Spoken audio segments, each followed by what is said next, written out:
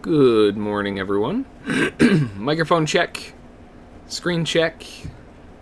Looks like everything's working correctly here. Good, good. Welcome, welcome, welcome. Hopefully everyone was able to rest up over the weekend, get ready for the week ahead and all that fun stuff. Markets are definitely starting off pretty strong, huh? Jeez.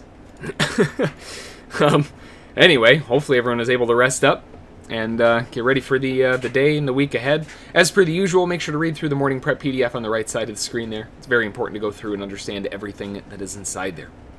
How's it going, Steven? Good morning, good morning. Everybody else so far, good morning. Just a quick note for you all before we jump on in on the YouTube side of things. There is about a 5 to 30 second delay depending on where you're logging in from, and that will definitely affect the timeliness of what I may be talking about at any given moment. Also, just want to take a second, like we do every day, to thank all of our new members, subscribers, Academy students, VIPs, and everyone in between. Thank you all so much for the support. I'm super excited to have you all on board. Welcome to the SSFTG family. If you aren't a member yet, you have several options to check out if you're looking to further your trading education and career.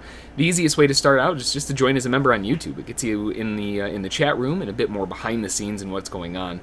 Or if you want more information on what we do with our trading approach and in over 20 hours of video course material, swing over to the main page at ssftg.com. So whether you're here for the very first time or you're one of the VIP vets over on the dedicated stream, welcome. I'm glad to have you trading alongside of me today, analyzing these crazy markets of ours. Let's take a look at some news, or the 100% total lack thereof, and some charts and see what's going on for today. Obviously, kind of spoiled it a little bit there. There's no news today. But before you get there, don't forget to grab your morning DP levels. Those are posted for you this morning in the Major 7. NASDAQ, S&P, Gold, Crude, Euro, Bitcoin, and Ethereum. There we go. We got our running shoes on. It's a race every time. Like I said, there's no news. There's nothing really going on. The only thing on the calendar was investing.com. There's just nothing. So, as far as the market movement, though, there's plenty. So it doesn't really matter that there's not a whole lot of news. Let's take a look at some charts. It'll make our life a little bit easier. We don't have to worry about anything. Looking at where we are on the NASDAQ, we are already down to a negative 2 DP. Well, you know, here's the thing. Probabilistically, right, market shouldn't close down here by the end of the day. But you're not going to see me hitting the buy button too quick down here. Now remember, the NASDAQ, among a lot of the index markets lately, are big fans of V-bottoms. So it's not to say that this can't be all the way back up to the highs. We could be potentially trading at 15,500 by the end of the day. I know it sounds absolutely insane, but I mean, it's not unheard of. The NASDAQ has done it multiple times before. So we've got to be realistic in where we are, right? The overall momentum to the downside is incredibly strong. Do I want to be the first one to that party against it? Not really. That doesn't seem like it's the best approach in the world. Now, if we're looking at it from a cyclical standpoint, at least in the very, very short term, we were a little bit congested in here, but we finally broke away. And from that breakaway, you've got 1, 2, 3, 4, 5. So we have 5 waves of completion to the downside. The POC got left way behind, 15,315. Now, it did it all in one foul swoop here, but you're looking for that volume double down, and it's already gone through that. We talk about this very frequently with these volume POC double downs. It usually goes about an L1 or L2 extra distance. So if you were to take that measurement from here to there, the top to the bottom, and then just move it down so that L3, the first part of L3, is the beginning of it, if you will. That's kind of the start of the measure. Then you've got the L1, L2. You've got to think about it backward. But you've got these first initial zones of interest that the market will usually overshoot to down in kind of that zone. Now, whether or not it'll actually make it down to that point, it's usually, again, further down about 120, 130% if you just wanted to use solid numbers that are a bit easier. But realistically, we're kind of there. The volume has no suggestions that the sellers are done yet. The market's still getting absolutely obliterated. But realistically, we have to assume that the DCA buyers, the BTFD buyers, the whatever other acronyms you can think of for dip, they're here, right? This is their dip. Same thing goes for the S&P. If anything, the S&P has been waiting even longer.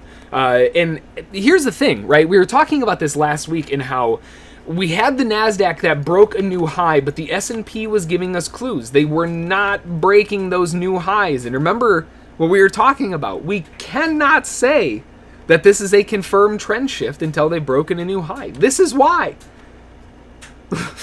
This is the exact reason right there.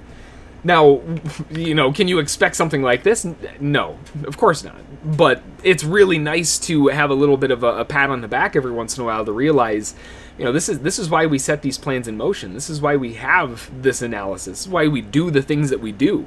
You know, it's always easy to focus on the bad and the negatives, because a lot of times when you're a swing trader, you're wrong 60% of the time. It's easy to find the negatives when it's more often.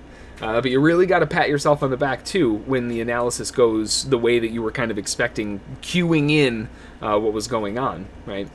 Especially the good things, because they don't happen as often, probably. I mean, from a probability standpoint. Either way, the S&P is getting absolutely slammed. And here, they're not quite down to the -2. They're at a -1.5. If we look at the overall cycle to the downside, again, they never broke a new high, so I can't start the measurement over there. I've got to start it way back from the beginning. And that's going to be over here all the way down. So if we go from the top to the bottom, obviously there's going to be the POC in the middle. I don't even have to wait for this thing to finish calculating. It's probably going to be somewhere around the 450s, right? Yeah, 44.51 quarter. I mean, you know, this is one of those times where it's just, that's where it traded the most, right? You know it's going to be at the least inside here somewhere. Either way, it was inside there, so no surprises, which is a good thing, but kind of a bad thing, no extra info. That just gives us a volume double down. We already know that we're kind of surpassing that on the S&P as well. Buyers on the dip are looking for the dip, and they're looking to try to pick into this. We are there. We can see there's a heck of a lot of volume coming in down here. A lot of traders taking profit, probably. Sellers profiting out of their shorts, maybe buyers picking up the longs. I think the majority of the buyers got stopped out right there, given the volume bump. That would make sense, given that the market really didn't spend a whole lot of time there. But man, it traded a lot of volume. So I think that's where everyone got stopped out, and on the way down, the shorts who were short, well, they're taking their profit. And we know that it's profit taking because the volume is diminishing. When you're taking profit, you have less orders, right? That's kind of how it works. You have less contracts to take profit on. So we're seeing the profit taking. We're not seeing any signs from the bulls building in or excessive sellers exiting, nothing like that. So sellers still own it, but probability would dictate that we should bounce. Over on gold, jumbo breakdown to the downside, huge break lower. And after the breakdown, it looked like they were trying to get a little bit of a wedge for you wolf wavers out there. You know what's up here. It's real straightforward. I mean, absolutely perfect. If that's the scenario, you're looking for them to round about where they are now, which is kind of a bummer, because really you'd want to see this continue a bit further up. The big thing that stands out here on gold is the fact that if we're cycling off the top with that massive lower high, and we go all the way across, because technically it goes all the way down to the low. I don't know if it'll let me. I was going to say my data is probably going to be bugged. Let me scoot it forward a little bit here. There we go. This creates a very bottom-weighted POC because the market spent a lot of time here, and it didn't have any time to spend in here. It just ran away. So obviously we're going to have a bottom-weighted POC, and that is going to create a lot of confusion. Are we going up? Are we going down? We're above it. Should we be bullish? Remember the really basic rules, right? Keep it stupid simple, or keep it simple stupid, and then thunk yourself on the head, however the saying goes. You've got to remember that we need a trend shift, and a trend shift requires a confirmed swing high break. We don't have that yet. So, how's it going, Ace? So as far as this is concerned, technically speaking, although yes, we are seeing shifts in volume. Yes, long-term portfolio buyers will be buying on the dip. It's gold, right? Obviously. They've got people stacking literally tons of gold in their basement. I mean, people are going to buy the dip. Is how it works. You don't panic sell gold. You just buy more. Right? That's kind of how it goes. So when we've got this scenario, realistically, we know in the long term, buyers are buying the dip. But where we are now, we don't have that confirmed trend shift. And until that takes place, this is early. We need to see the extra proof. Although we do have 5 waves down, it's got everything. How's it going, a lot of stuff? Okay, total side note, I always want to call you Lottie. Like, Laddie. But without the accent, just Laddie. I don't know if that's okay with you, and I never have, because, I don't know, I've always had a weird name, so I'm used to weird names, it's fine, but... I don't know why, that's the first thing that I always think of, and it makes me happy. But I didn't want to say it if it made you mad. Anyway, good morning, yeah. Over on crude oil, we've got some pretty good continuation to the upside, but, I mean, let's be real here. This thing has been going parabolic. It hasn't stopped going higher. This thing's crazy. You got to go out to, what do we have, 15 minutes? So you got to go out to like a 60-minute to see what's going on. And here again, just going back out to what we talk about over and over and over again. Previous confirmed swing. We have a gigantic dive to the downside, but previous confirmed swing. We have a move down that does not break a new low until there. So, technically speaking, this is not a confirmed swing. We do not have a trend reversal. As ridiculous as that is, there technically isn't a trend reversal. Now, that doesn't obviously mean that the market can't go higher. Open your eyes, it's pretty obvious it can. But realize where we are, right? We are in a very deep corrective phase that is going to potentially cause some trouble. If we look at from where we were before, right? Just from a value standpoint, take this last one over here, drag this over here. It's very obvious why the sellers were striking here. That's value. Right? They know that they can put their stops up not too much further because the market shouldn't go further than that. And it didn't, to be fair, but it also didn't go down. Kind of a failure in that perspective. So keep that in mind. Where are we now? Right? If sellers were selling here and they failed, then realistically they're going to be getting out of break even. And they did over here. We're kind of back again. That doesn't necessarily mean that the market can't get absolutely hammered to the downside. But before that can happen, we have to get through some of these previous swings, take out some of these previous lows, create a scenario that actually makes sense that the bears can try to take over. From a volume perspective, if we're going from the bottom all the way up to the top, impulse style, and while that's calculating, we'll go to the last one from the bottom to the top. And then the last one, although it was even smaller, we'll go to the last one, bottom to top. And then we can kind of see how they wanted to play this out. So you'll notice one thing very common that's been happening on all of these corrections. The POC has been very top-weighted. We have another top-weighted POC. It tries, right, look where it is. Creates a POC, breaks above it, reverses. Creates a POC, breaks above it, does not break a new high, reverses. Moves up, creates a POC, breaks above the high, does not break a new high. What do you think is going to happen? Now, I don't know what's going to happen. Nobody does, right? That's how the future works. But I tell you what I'm going to put the probability on. Right now, given structural patterning, I'm going to put the probability on the short side. I think it makes a bit more sense. Now, realize what has happened every single time before. The market cannot go down until it realizes the move back below the POC. Look at the last time, right? It couldn't get going. In fact, it bounced off the POC first. Couldn't go until it actually got underneath it. Couldn't go until they actually got underneath it. So when we're looking at a POC over here, I mean, we got some room. Not to say the sellers can't take it lower. But I tell you what, I'm going to have a hard time believing the long term until we can get under it. You know, I want to be a short. I love this area. I love the reversal to the downside. But every single time the markets come back to the POC the last time, it either bounced really aggressively, almost making a new high, or chopped through it and treated it as resistance later on. And none of the moves started until it made it through there with a visible break. So realistically, I can't be short until we have a visible break. It's just not going to work. So as it stands, we're in a deep dip. We're pulling back to the previous POC. Historically, the market either bounces at the POC with a very nice move, or it completely axes through it. If it axes through it, it comes back and treats it as resistance for the potential reversal all the way down to the lows. Remember, if that's the case, you're looking at a short from 68.44 down to 61. So, you know, just Just throwing that out there. Just a little bit of a move. Now remember, crude oil rolls over monthly. Traders know this, so if they are going to be looking for a longer term short, they're probably not going to be shorting the November, October contracts. They're going to be shorting like the January, February of next year. Okay, that's kind of the mentality. We'll see. Over on the euro, nice pullback, continuing to the downside. And still, again, one of the most obvious cyclical moves I think we've seen in a very long time. Very nice move to the downside. 1, 2. We've got 3 to 4. 4 was an absolute train wreck, which is expected because 2 was nice and easy. And then we drive down. We have a corrective zigzag ABCD to the upside, but within that, within that, sounds like I sound like a weed whacker.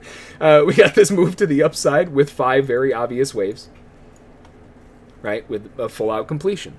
To the downside, the market cycles back lower, and we have a. Oh, wow, that's fancy. Let's try that again. We've got the move back to the downside. They do break a new low. They hold a lower high, wave 2, drives down to a new low. I mean, this is one of the most obvious structural moves I think I've ever seen. It gets harder to get much more obvious than that, you know? It's generally, a lot of times, Elliott wave, you got to kind of blur your eyes a little bit, but man alive, this one's just real straightforward.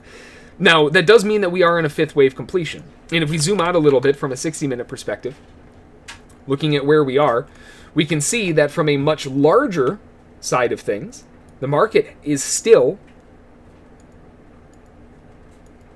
tried to reverse, coming back. So this is where they have to prove it. On this 5th wave at the low, which could also, side note, be a potential broken L1 reversal. At the sound effect collects, I blasted your voice in the house. Well, I'm glad I could be your alarm clock, Hope. We've got this zone that, I mean, this is the prove it spot, you know. If the bulls are going to take over, this is where they're going to do it. And you can't get much better risk versus reward than down here. That's what it comes down to. From a probabilities game, we've broken an intermediary swing. We have not broken a major swing. By the way, one of my favorite trap plays. Right there and there. You gotta love it when it sets up super obvious like this. Everything's really obvious here. Now we're down back towards the lows. If we can't break a new low, that's a big problem. That completely thrashes the entire purpose of the sellers. We've got a break of the channel. I mean, they have everything they need to break a new low. So if that fails, that's going to be a massive game over. We'll see. Sellers still own it. I still have to be bearish, but considering all the other markets, the euro really hasn't moved that much.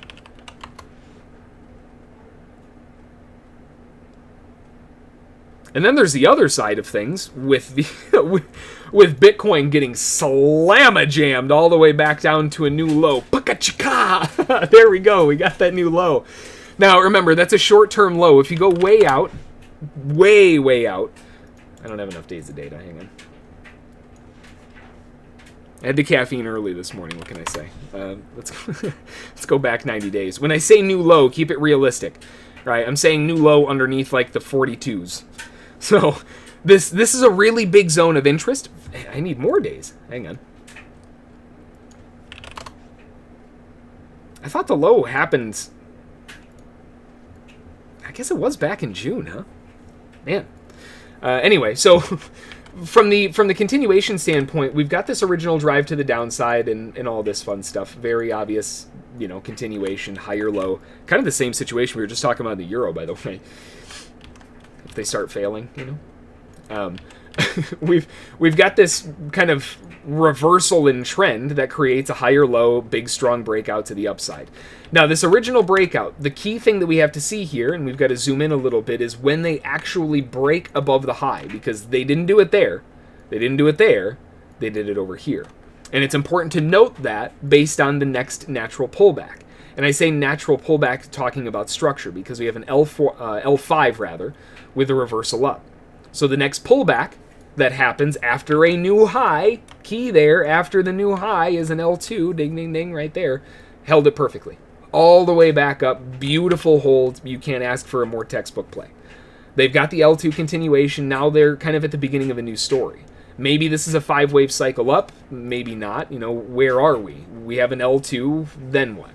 The next pullback is an L1. The pullback after that is an L1. Bulls are going to be looking for the third L1, which they got successfully with another beautiful rally right back up. And then the next pullback after that. What do you expect is going to happen after the next pullback after a subsequent move of L1s?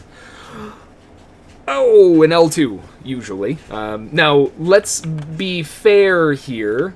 The buyers have successfully bounced this area very many times. However that English is supposed to work. The problem is, if the L1 buyers were looking to follow through that sequence, they got dumpstered and have not been given a chance to get out at break even, I don't believe. Nope. They missed it. That's an incredibly important note. Because if the L1s have not been given a chance to exit on this next continuation to the L2 and the L2 is not holding, the next pullback is usually going to be an L3 to L4. Doubtable it's going to be an L5. The probability doesn't necessarily dictate an L5. Although, I would still love to see sub 20,000, just throwing it out there. But this gives us an idea that we should expect a pullback to the deeper L3s, maybe L4s, given the way that this is moving. And the bear bars that we're seeing right now, that definitely helps. That helps that decision. We'll see what they're able to do here in the L2s, though. On Ethereum, same thing. We're breaking down to a new low. It's literally the exact same analysis, so I'm not going to do it again. But that's kind of the zone of interest right now. If we look at the larger 4-hour chart, need more data.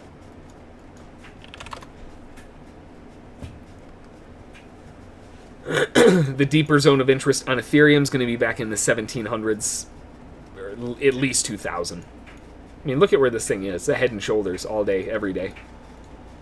And we're breaking the head and shoulders all day, every day. It's just not much more obvious than that. Tenemos un problema. But that's okay. You know, I mean, the bigger dip makes a lot of sense. And being way up here, this is what we've been talking about for a long time. So, it's all good.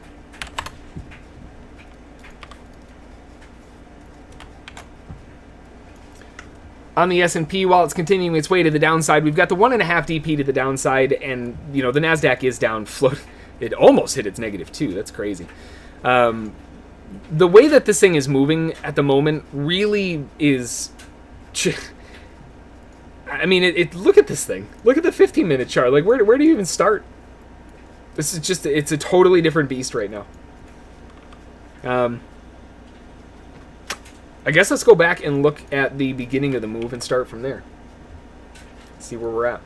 We had the original break here, which... That was a lower high. Got a continuation down that doesn't satisfy an impulse.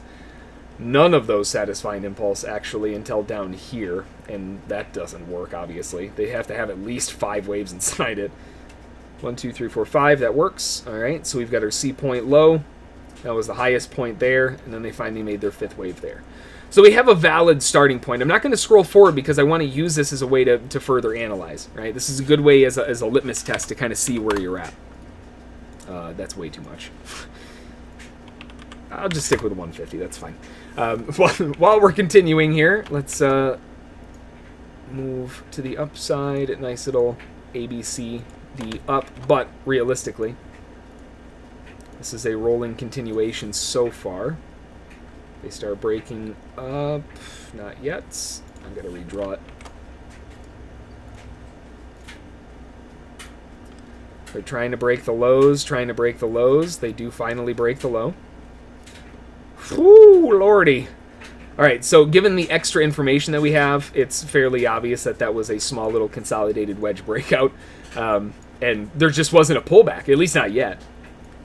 So on this breakdown, then, we know that it all starts from there. Wave 1, wave 2. This whole thing's wave 3. There hasn't even been a wave 4. At least not from this perspective. Likely wave 4 finishes off into the US session. So we'll probably see some... Remember, wave 2 was super clean. So wave 4 is going to be a mess. We'll probably see some garbage like this and finally finish it off later in the morning session. I mean, maybe they do it really quick. It is a tick chart after all, but... well, this is a 15-minute chart. The way that this is sort of patterning would suggest that it's not going to happen until a little bit later. We'll probably have a bullish morning. But I doubt that it's going to overtake everything. We're likely going to see it rally back up to like the 90s or so, and then probably sputter out of steam. Get that gross, get that thick nasty going in there, and then the reversal. At least that's what the waves are telling us from a structural standpoint. If we're looking at it from a continuation, let's see. We've got the initial reversal, which was off of the L5. After an L5, you expect an L2, which is perfect. Continued down after that, looking for a new story. They got another L2 into another L2, so sellers would expect a follow-up L2. It did not follow up into the L2 and actually went all the way back to an L4. That's a disappointing response. So with a disappointing response, your natural first response when it gets back to the lows would be that it's not going to make it through. And it didn't, right? I mean, it did get a higher low, but it couldn't reverse. It ended up picking up steam. So when it renewed that strength to the downside, structurally speaking then, we have an L4, which has a continuation breakdown, and usually that's going to be an L1, which held perfectly right there. We have another continuation pattern to the downside after that, into an L2, followed up with another L2, so sellers are going to be looking for the third. They got the third. It was an absolute train wreck inside there, but technically speaking, they never hit the L3. The L3 would have been right there. Man, they came close. Didn't invalidate it, though. We have another L2 follow-through. That's crazy. 4 minutes until the open. I did modify my charts to have a dark background, just so you know. But they're still the RTH.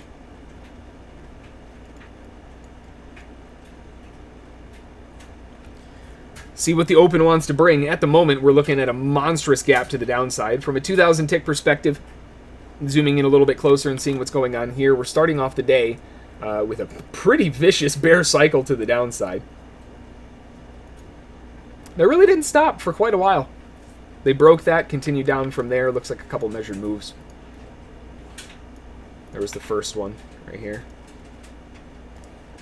So a second objective then would be right on the D. Wow. Well, talk about, okay. So I'm playing a little bit of foresight here. Holy crap. Let's play this forward. Remember we were just talking about, you know, the final little pulse at the end of the move and how wave 4 is likely going to be gross looking and et cetera, et cetera, et cetera. What better spot for this to get really nasty than right here to put a measured move on the top to end it right on the -2 DP for a bounce at the end of the day? Like, I mean, we're talking hours ahead of time here, you know, but if it wants to play ball like that, that could be crazy. I don't know, I think the Bulls still may have a fighting shot here. Talk about out of the monies and real light risk, but trend is obviously down at the moment.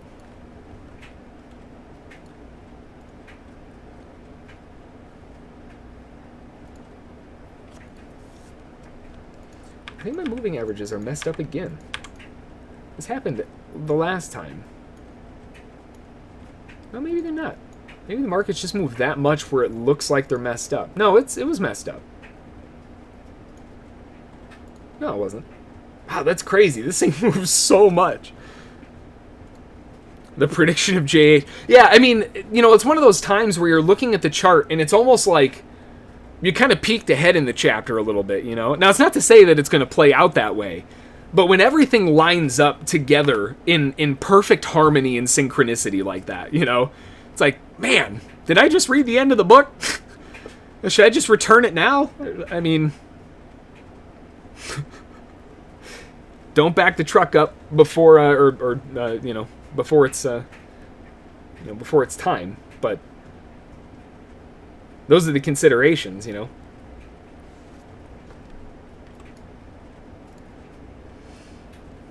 NASDAQ just hasn't stopped going down. What a crazy drive.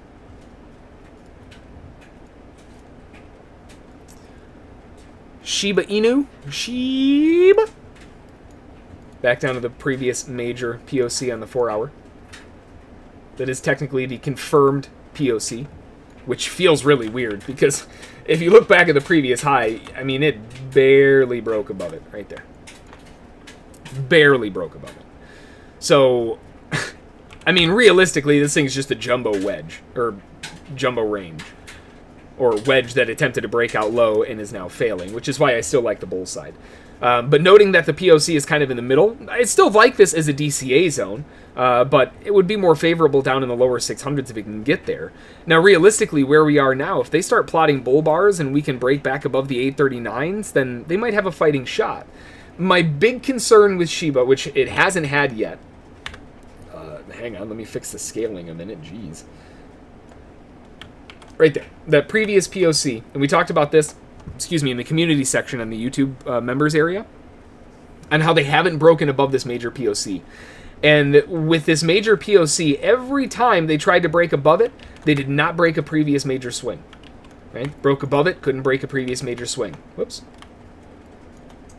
They broke above it, couldn't break a previous major swing. Broke above it, just broke a previous major swing. Things have maybe changed, but they still rejected that POC pretty aggressively. so if I'm going to be a buyer here, I have to realize that buying right now could be potentially troublesome. Realistically, every time it's failed back below the POC, it goes sideways a little while, may have a slight pulse back above that zone of interest, and then generally fails back down underneath it to push down towards a new low eventually. That means that SHIB in the short term, unfortunately, was looking really, really good to break above those 860s, 870s, start really rallying. And, I mean, let's be honest here. They had a rally up into the 900s. That was a 40 to 60% gain, depending on where you got in.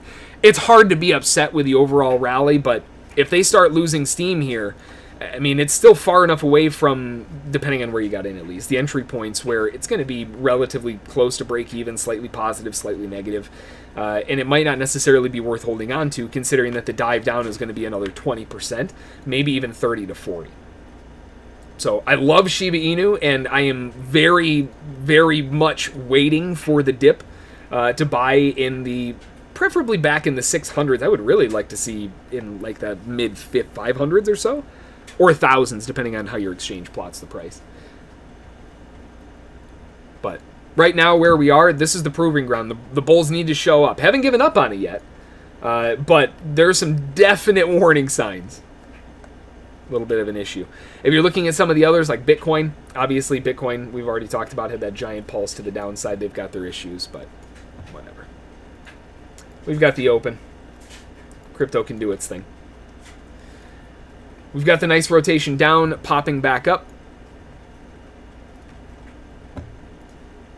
Bulls trying to get that rotation off of the lows, micro double bottom, maybe a little micro cycle up.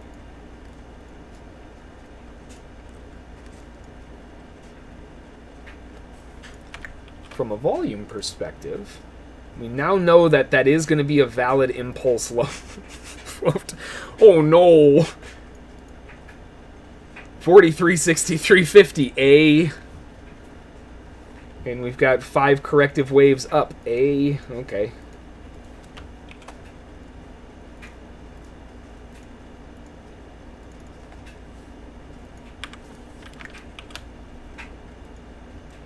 How's the short term? POC's back at 43.49 quarters, so sellers haven't taken over yet.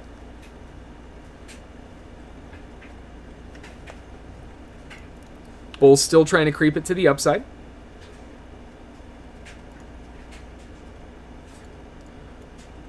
From the swing perspective on the NASDAQ, there is a zone of interest down at 108 quarter.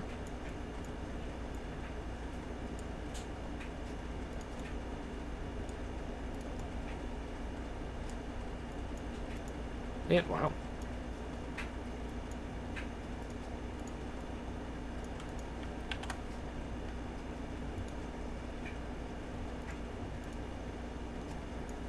All right, zone of interest. Probability or likelihood of success, 37%, maybe 35%.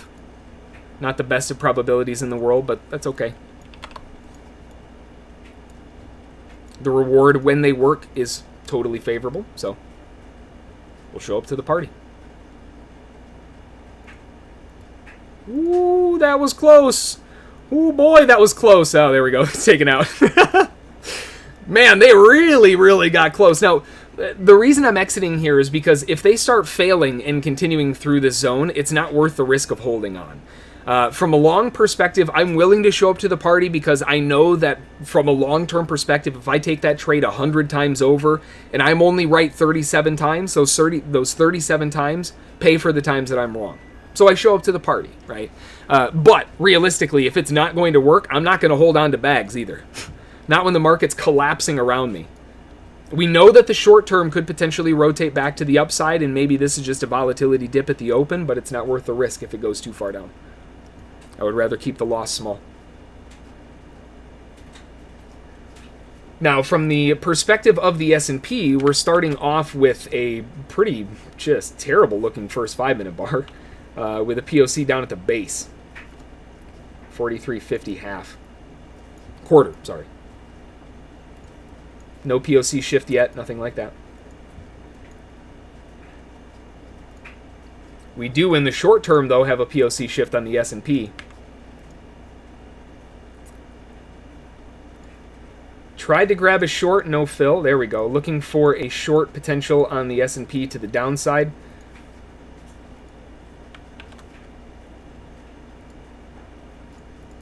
Risk is incredibly small comparative to the overall potential reward. Only able to grab one so far, but the downside is looking relatively favorable at the moment.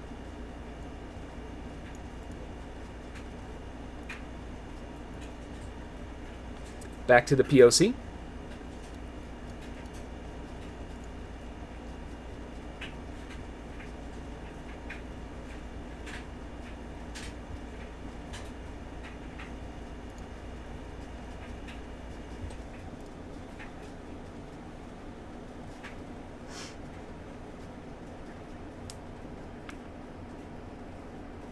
Tried to add on that pot, but I did not get a fill.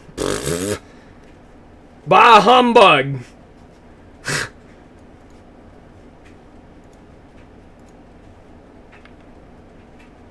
Alright, there we go.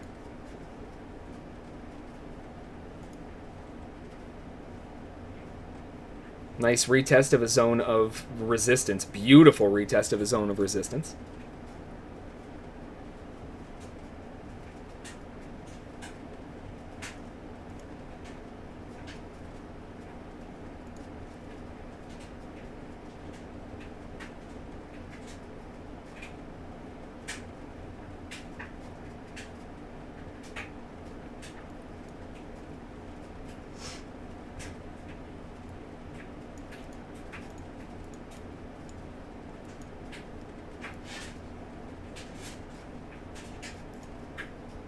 See if they can make it for continuation back down. Beautiful triggers. They've got to make it through the POC. First objective is going to be down to like the 56 quarters. Next objective, I'd like to see them push through potentially to, I mean, at least 53, but I mean, really, we don't start seeing volume until 49.75. First objective filled. We're now cracking below the POC. The 3-to-1 objective is a little bit below, so we'll see if they can keep going.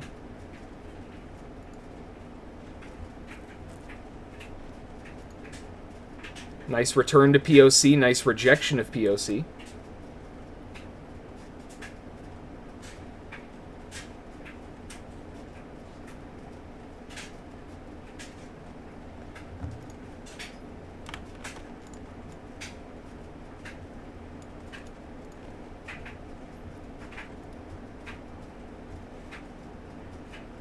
Rally back up to challenge the break-evens.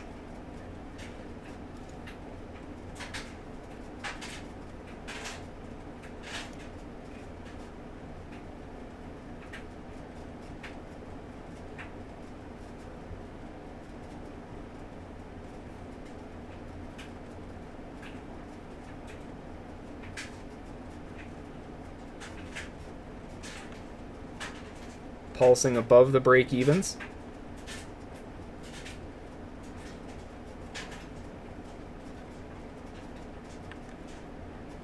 Having a little bit of a hard time. Tried to re-up, but demonstrating a bit of a hard time. Let's see if they can push back down off of this break-even retest. I'm gonna exit on that. Tried re-upping, but didn't want to follow through for the next portion. Let's see if they can trap the highs and offer up another reason. Got a POC up at the top. Beautiful continuation down, but couldn't follow through. So another really nice bear bar, but now they've got some other issues.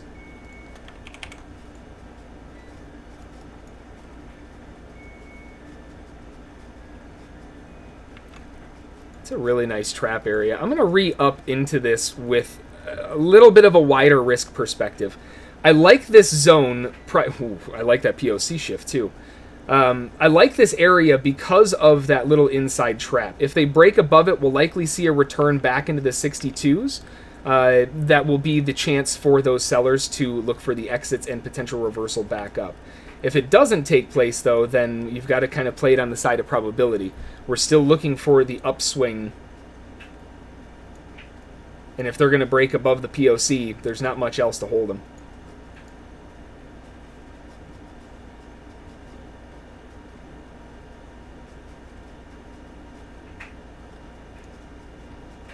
We're breaking above that last swing high.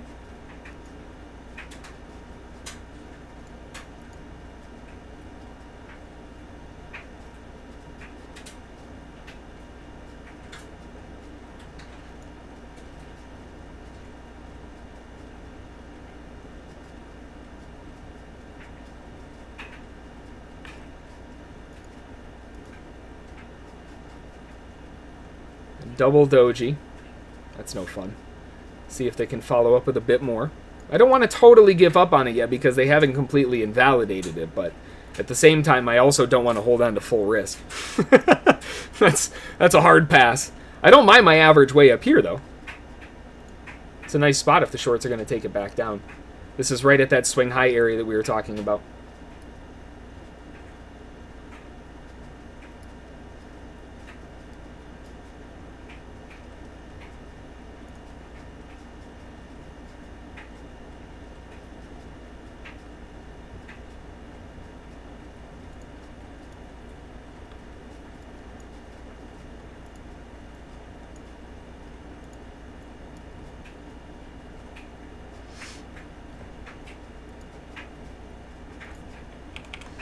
Looking at the 5-minute, the S&P is closing above the POC 43.62 and trying to get it to continue back to the upside. Settlement's like 1.5 miles away.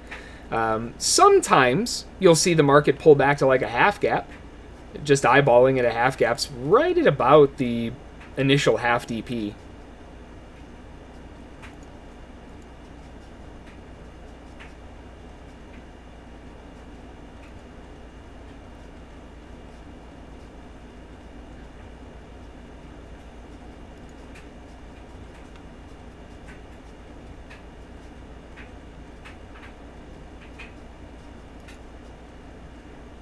Market's dipping back down towards the break-even point and immediately rejecting back up. Again, I've already reduced my risk and taken the lump on the initial portion, so I'm willing to give this one a little bit of time, but it's fairly obvious that shorts are a bit nervous here.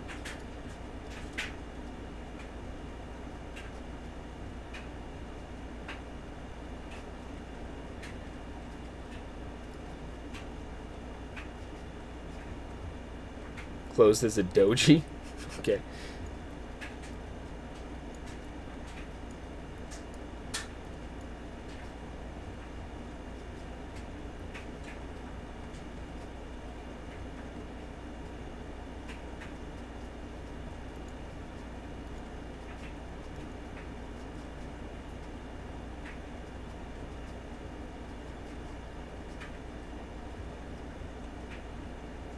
There's a metric ton of volume coming in up here. Holy crap. The 6750s. Jeez.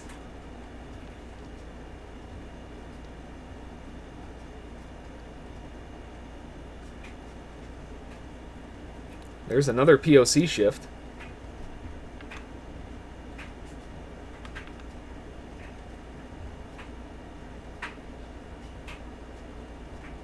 I'll bring the risk up a little bit further because if it's wrong, it only has to go a little bit higher up. And if it's right, the reward versus the risk on that's absolutely freaking crazy.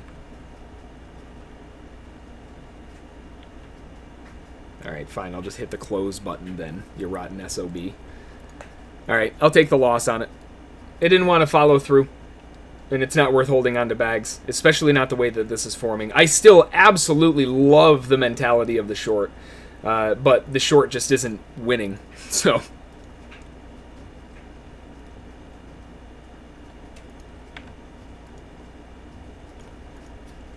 next zone of interest, looking back, would be previous swing highs above 75, but really I would prefer a bit of excess proof now.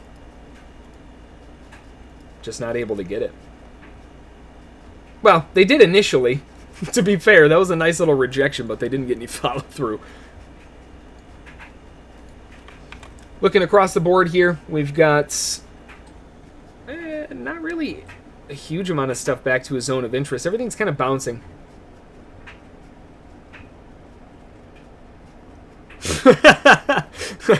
Alright, have a good one, PD. Jeez.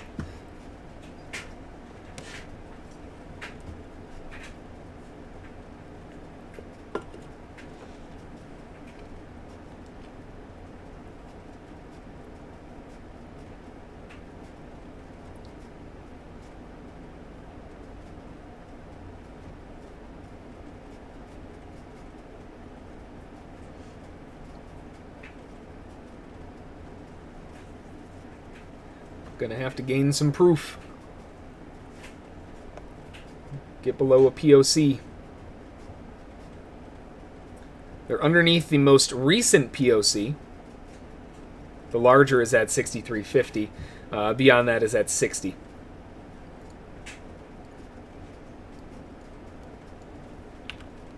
Looking at the larger structure, we have an initial L2, which rolled into an L1, another L1, another L1. So the market likely is going to pull back to an L2. I've been trying to sell the L2 the whole friggin' time, but...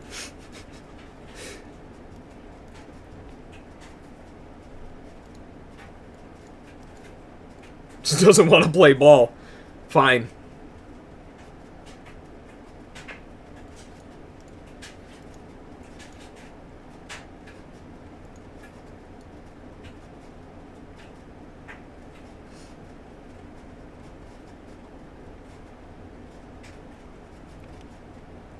Nice initial break underneath the first POC, challenging the second.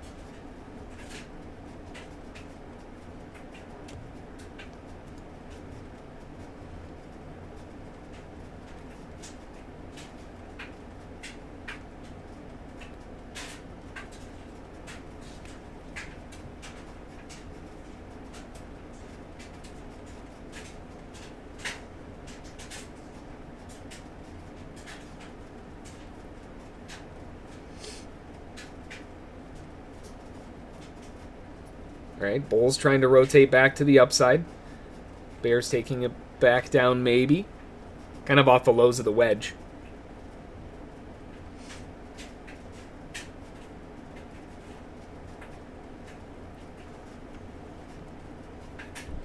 It'd be nice to see something a bit more proof-wise. From a 5-minute perspective, we do have the first time the market's closed above the first 5-minute bar with the new POC at the top and then immediately failing back down again.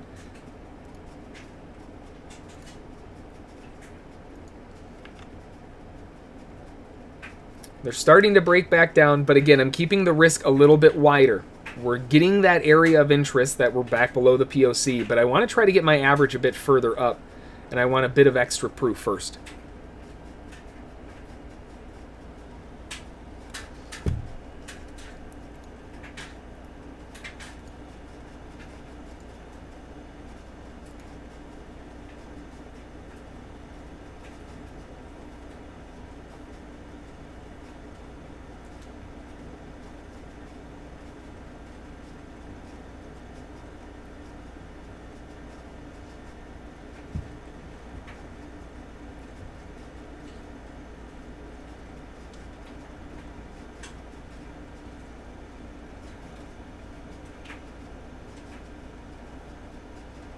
Market's still just hovering.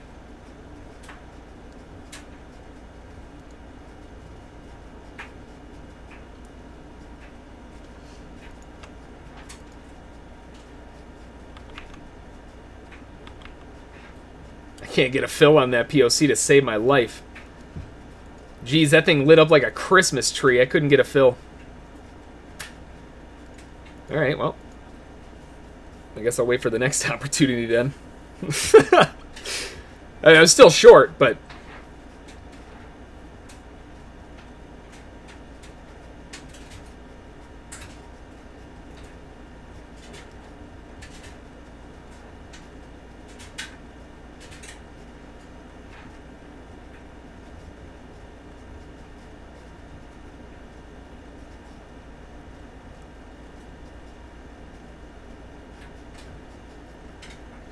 see if they can get a bit of extra proof.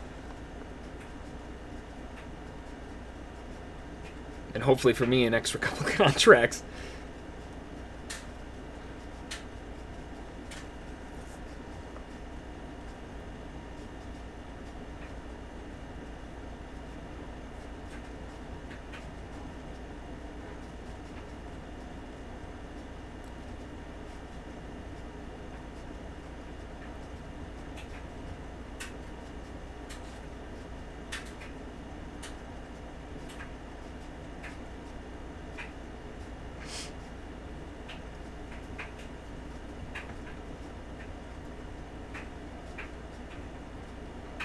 All right, well, 9 minutes until 10 o'clock. We know there's no news or anything today, so we're just kind of waiting at the moment.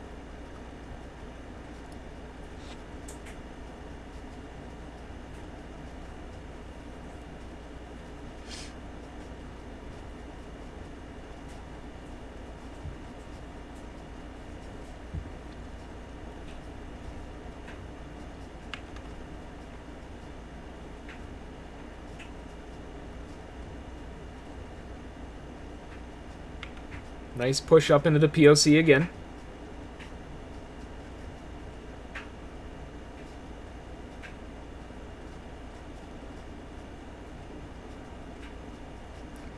Very nice bear bar.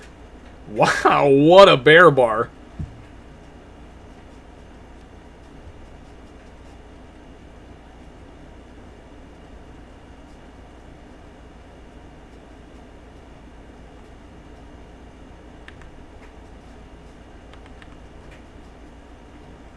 Scalper's objective still around here, but realistically, next up, I'd like to see it dig back into the L1s. Lower L1s, preferably.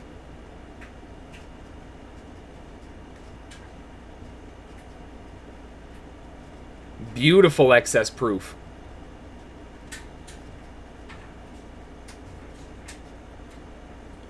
Just got to break a new low.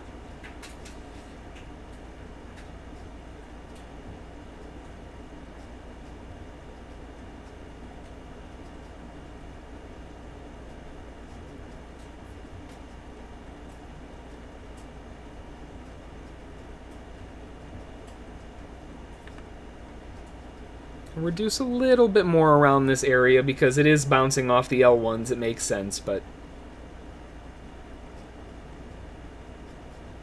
the follow-through looks really, really nice down to a potential new low.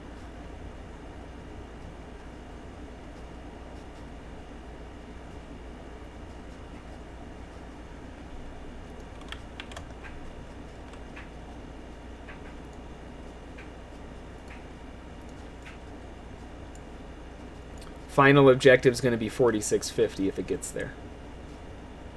Although, again, things may change ahead of that.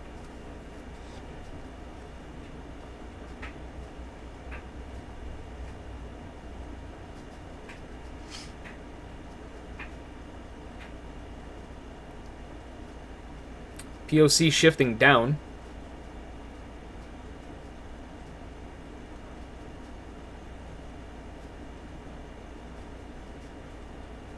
Closing above the developing POC. Remember, this is this is a developing POC. The impulse POC is still up here at the top. That's the one that I care about. The developing is just showing me what's going on in the current action, and right now it's jumping around because they're fighting over the major POC.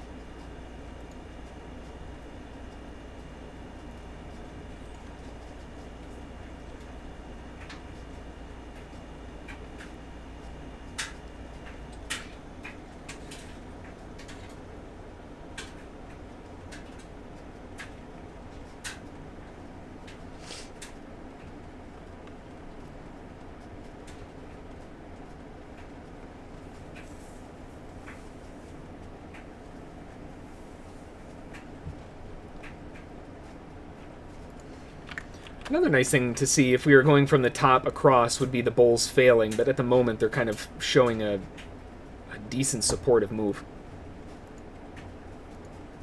Back to the break-evens. Immediately rejected. That's a great sign. Can they get below the bulls POC? Can they get an engulfing candle? Hello? Jeez. Oh, wow, look at that bear bar. They got to trigger it. But if they trigger that bear bar, the bulls are just SOL.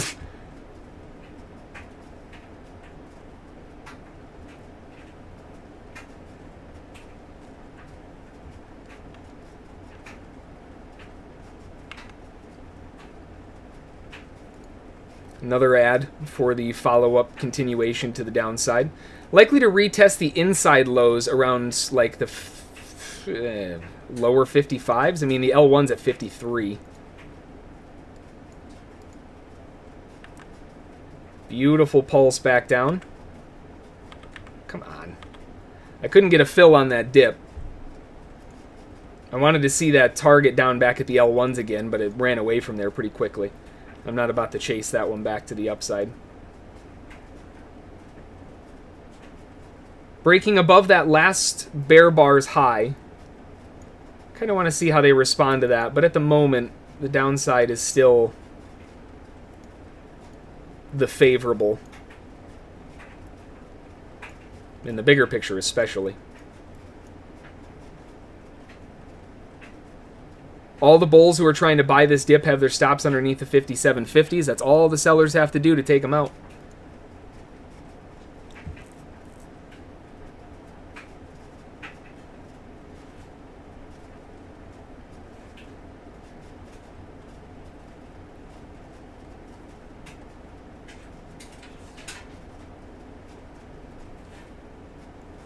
The completion of the measured move is going to be the final objective.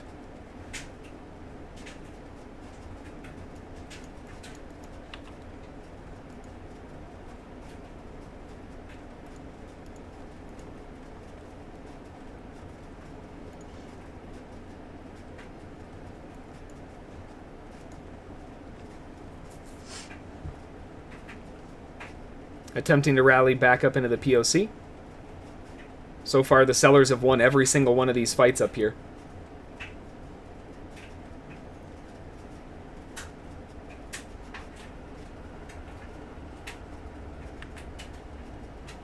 Challenging the break-even point. I'm going to reduce a little bit while it's still favorable underneath these 63.75s, but the open objective is still there at 46.50.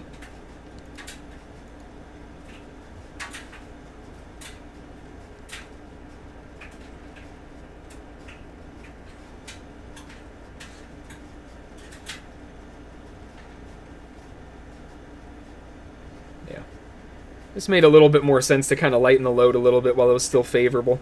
It means that it puts my current position slightly negative, but that's fine.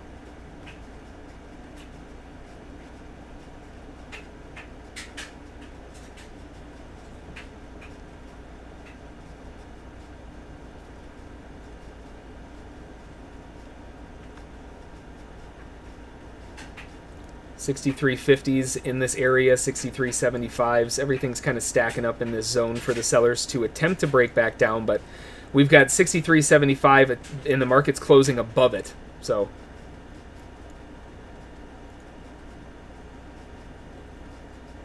if the seller's objective is to trap bulls in, this is the kind of stuff they need. Breaking above these previous swings, retesting the major POC would accomplish a lot of traps.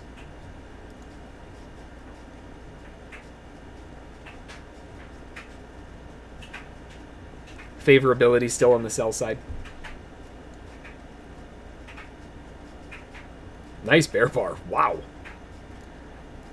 10 o'clock. There isn't any news at 10 o'clock, but it's there.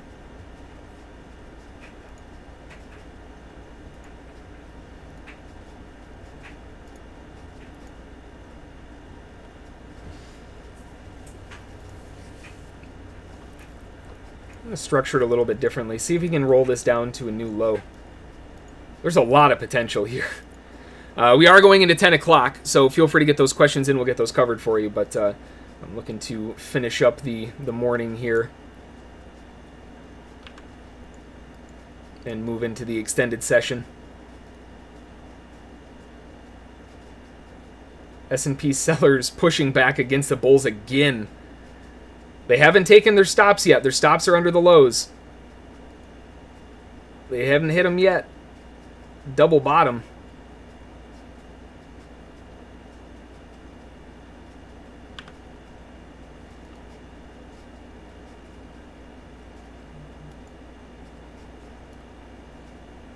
Strong bull bar back up.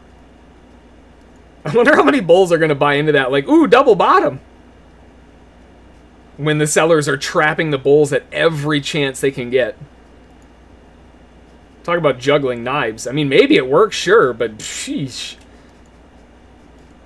Out of all the spots, that's not the one.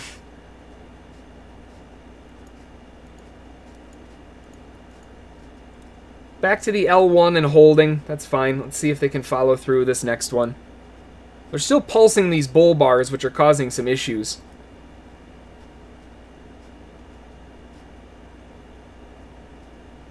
Can they reload and drop? Ooh, very nice bear bar.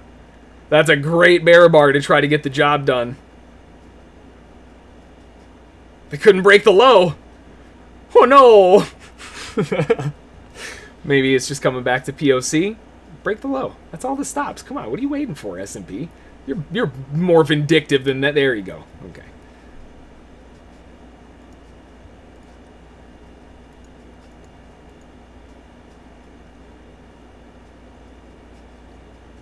Beautiful drive to the downside.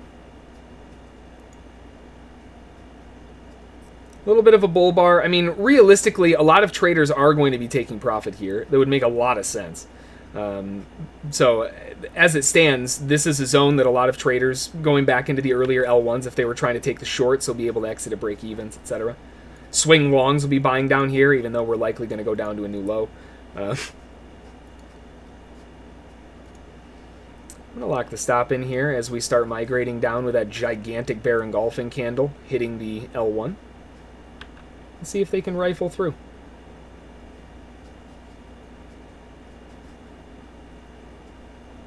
Possibility of a twin reversal.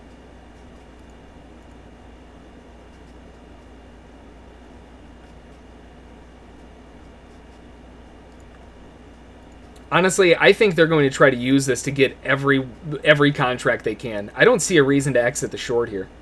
I don't see a reason to trail the stop that aggressively. The door on this is so potentially wide open. It's crazy. We are holding the L1, so I mean, again, we've already kind of liquidated that portion, but I mean, as it stands right now, I'm just not seeing a reason to get rid of the short yet.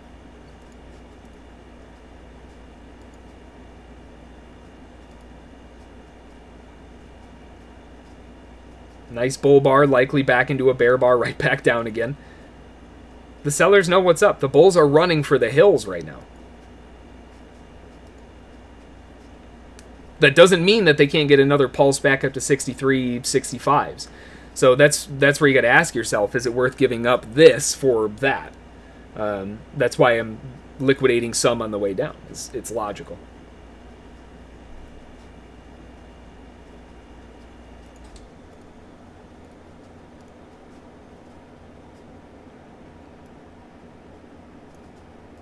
Come on, push through the L1. I know it's here. I know it's tough. Anyway, we're going past 10 o'clock, and there's not really, again, much else going on. So I'm just kind of keeping an eye on this and seeing what they're able to do here. But overall, oof. Now that's going to change my mind a little bit. I'm going to jump ship.